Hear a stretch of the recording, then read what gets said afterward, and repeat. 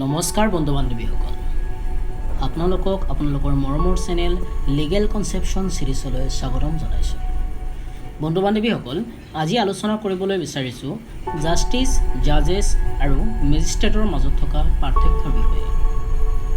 বহুতৰ এনে লাগে জাজ আৰু মেজিষ্ট্ৰেট একেই, যাৰ কাৰণে মানুহে এই দুটা শব্দ এটাৰ আনটোৰ সমাৰ্থক বুলি ব্যৱহাৰ কৰে। কিন্তু আচলতে দুয়োটাৰ মাজত বহুতো পাৰ্থক্য আছে। কি এই ডিফাৰেন্সবোৰ আমি আজি জানিম এইটো ভিডিঅ'ত। বলক আজিৰ এই শিক্ষামূলক ভিডিঅ'টো আৰম্ভ কৰোঁ।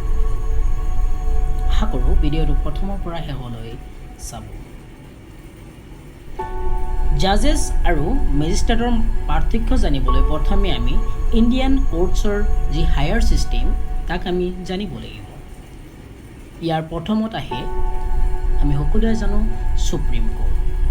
এই সুপ্ৰিম কোৰ্ট আমাৰ দেশত মাত্ৰ এখনেই আছে। তাৰ মানে কি এইটোৱে নেকি যে দেশৰ সকলো কেছ সুপ্ৰিম কোৰ্টত ফাইল কৰিব পৰা যায়?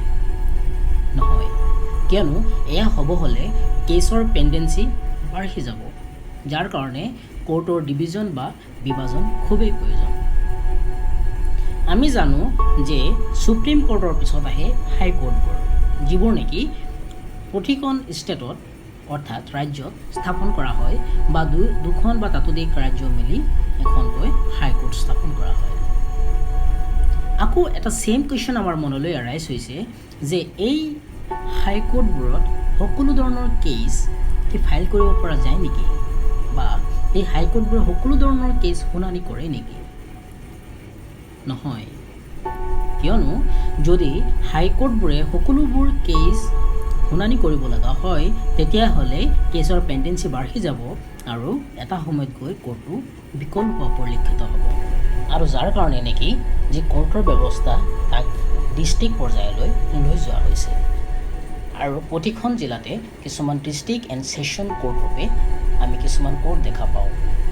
আৰু এই কোৰ্টবোৰৰ জৰিয়তে যি কেছ পেণ্ডেঞ্চি তাক কমাবলৈ বিচৰা হৈছে। আগতে আমি উল্লেখ কৰাৰ দৰে যে সুপ্ৰিম কোৰ্ট আৰু হাইকোৰ্টক হায়াৰ জুডিচিয়াৰী বুলি কোৱা হয়, আৰু ইয়াৰ যিজন প্ৰিচাইডিং অফিচাৰ থাকে তেখেতসকলক জাজ বা মেজিষ্ট্ৰেট বুলি কোৱা নহয়, তেখেতসকলক কোৱা হয় জাষ্টিচ বুলি। মন কৰিব যে সুপ্ৰিম কোৰ্ট আৰু হাইকোৰ্টৰ যিজন প্ৰিচাইডিং অফিচাৰ থাকে তেখেতসকলক জাজ বা মেজিষ্ট্ৰেট বুলি কোৱা নহয়, তেখেতসকলক কোৱা হয় জাষ্টিচ বুলি। কিন্তু ডিষ্ট্ৰিক্ট এণ্ড ছেশ্যনছ কোৰ্টবোৰক আমাৰ দেশত লৱাৰ জুডিচিয়াৰী বুলি কোৱা হয়। আৰু ইয়াৰ যিজন প্ৰিচাইডিং অফিচাৰ থাকে তেখেতসকলক জাজ বা মেজিষ্ট্ৰেট বুলি জনা যায়।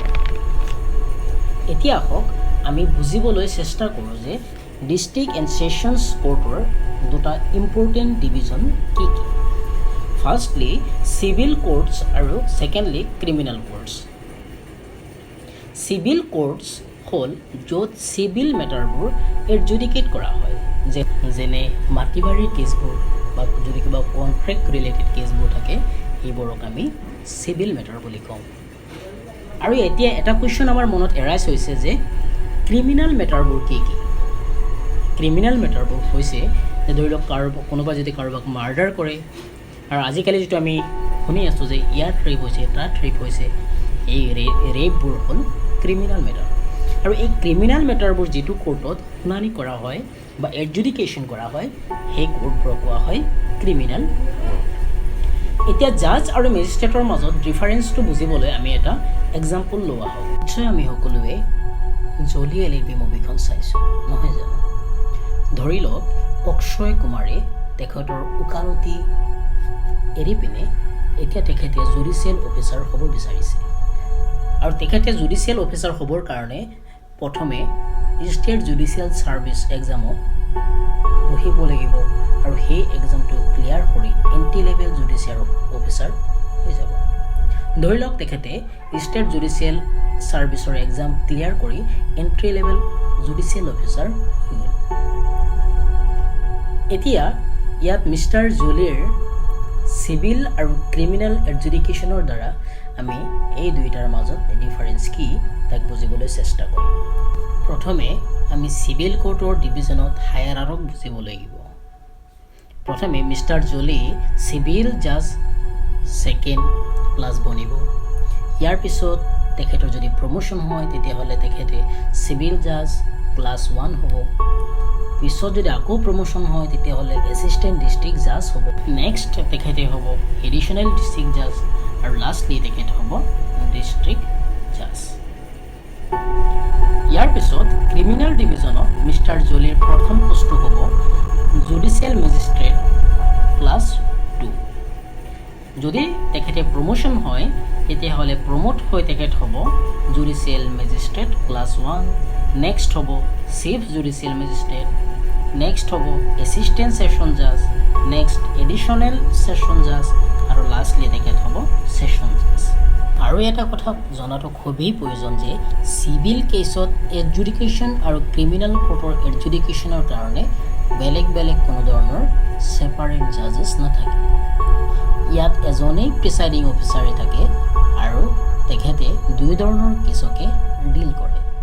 কিন্তু কেছৰ নেচাৰৰ ওপৰত ডিপেণ্ড কৰি তেখেতৰ যিটো ডেজিগনেশ্যন সেইবোৰ সলনি হৈ থাকে। ফৰ এক্সাম্পল, যদি মিষ্টাৰ জলিয়ে কোনো চিভিল মেটাৰ এডজুডিকেট কৰে তেতিয়াহ'লে তাক ক'ব চিভিল জাজ ক্লাছ 2 নাইবা চিভিল জাজ ক্লাছ 1 নাইবা এছিষ্টেণ্ট ডিষ্ট্ৰিক্ট জাজ নাইবা এডিশ্যনেল ডিষ্ট্ৰিক্ট জাজ নাইবা ডিষ্ট্ৰিক্ট জাজ এটচেট্ৰা। আৰু একেই কোৰ্টত যদি ক্ৰিমিনেল মেটাৰ এডজুডিকেট কৰে তেতিয়াহ'লে তাক কোৱা হ'ব জুডিচিয়েল মেজিষ্ট্ৰেট ক্লাছ 2 অৰ জুডিচিয়েল মেজিষ্ট্ৰেট ক্লাছ 1 অৰ চিফ জুডিচিয়েল মেজিষ্ট্ৰেট নাইবা এছিষ্টেণ্ট জুডিচিয়েল মেজিষ্ট্ৰেট নাইবা এডিশ্যনেল জুডিচিয়েল মেজিষ্ট্ৰেট নাইবা ছেশ্যন জাজ। আশা কৰোঁ আপোনালোকে জাষ্টিচ, জাজ আৰু মেজিষ্ট্ৰেটৰ মাজত পাৰ্থক্য বুজি পালে। লিগেল কনচেপ্টবোৰ এনেকৈ অসমীয়াতে পাই থাকিবৰ কাৰণে এই চেনেলটো আপোনালোকে ছাবস্ক্ৰাইব কৰি ৰাখিব। আকৌ লগ পাম আৰু এটি নতুন ভিডিঅ'। Thank U.